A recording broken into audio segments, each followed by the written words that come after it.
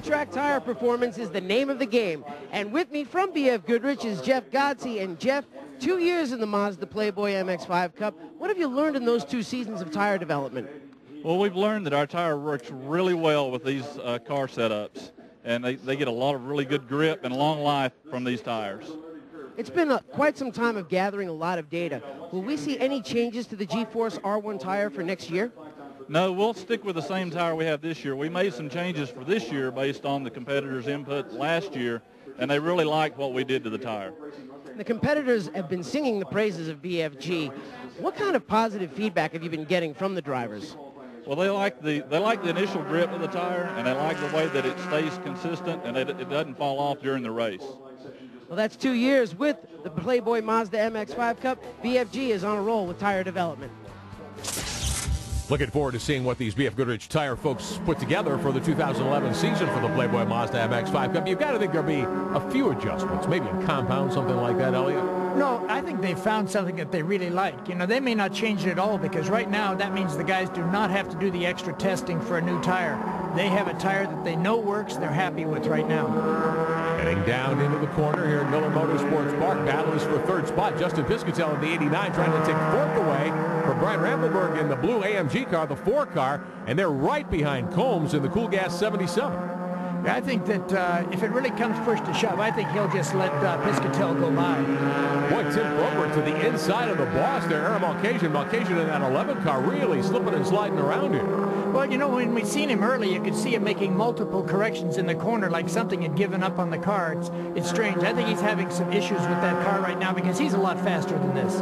Which means the engineering staff at Alara is key, right, Derek? And Rick, earlier we talked about engineering students getting on-the-job training at the racetrack. Jake Oberg is one of those engineering students. And Jake, how does working in the classroom help working on the racetrack?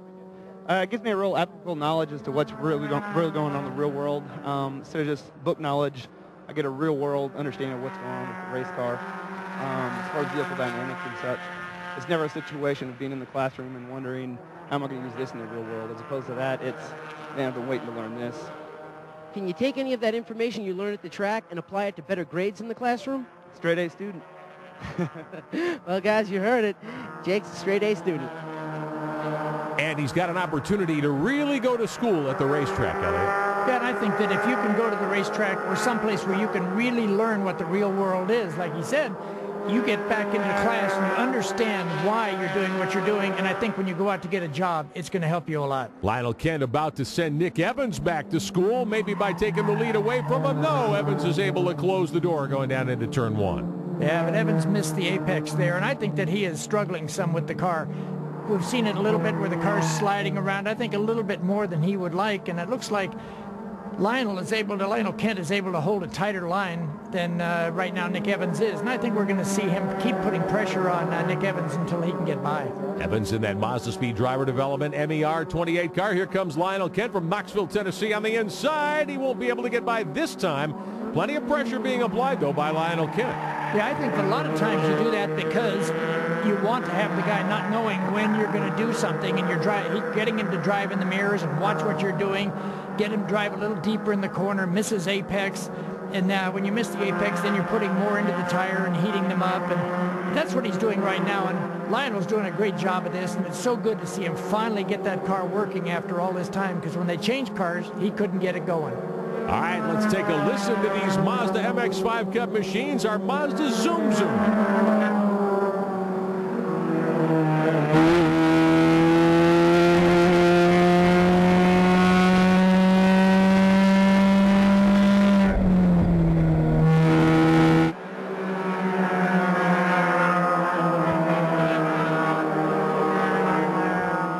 Love the sound of these motors in these Playboy Mazda MX5 Cup race cars. Here's Lionel Kent in that Alara machine, the Bulldog Productions 13.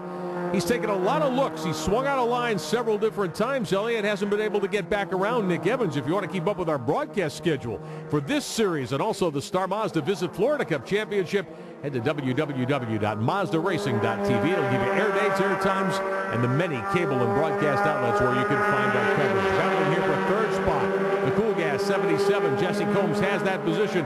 Championship leader Brad Rampelberg trying to keep Justin Piscatel back there in the DAMG 89 in 5th spot right now as we hit 10 laps on the scoreboard. I think he's going to have trouble keeping Piscatel back because he got a good run, as did Lionel Kent. He got a good run on Nick Evans. It looks like he's going to make it stick in turn 1. Lionel Kent using the draft takes the lead back going down into turn 1 here, starting lap number 11 at Miller Motorsports Park. Yeah, I think he's in good shape too right now because I think his car is working quite well. But maybe this will give Nick Evans a chance to follow and not have the pressure on him, and he can relax a little bit, maybe cool down his tires a little. Not bad. We know we probably got about 20 laps to race here today. I'm sure they're on the radio telling him, hey, you've got plenty of time. Just stay with Lionel. Maybe save your car a little bit for the last lap or two. Well, that's what I'd do. I think that you'd want to sit right behind him and just, you get the draft down the straight, not even use it except to just catch that distance back up and then save the tires so that you have something for the last couple laps. Very tight battle for the lead. Kent is back out in front of Nick Evans, and then a three-way slugfest for 3rd position with the championship on the line in Utah. Stay tuned for more Playboy Mazda MX5 Cup from Miller Motorsports Park.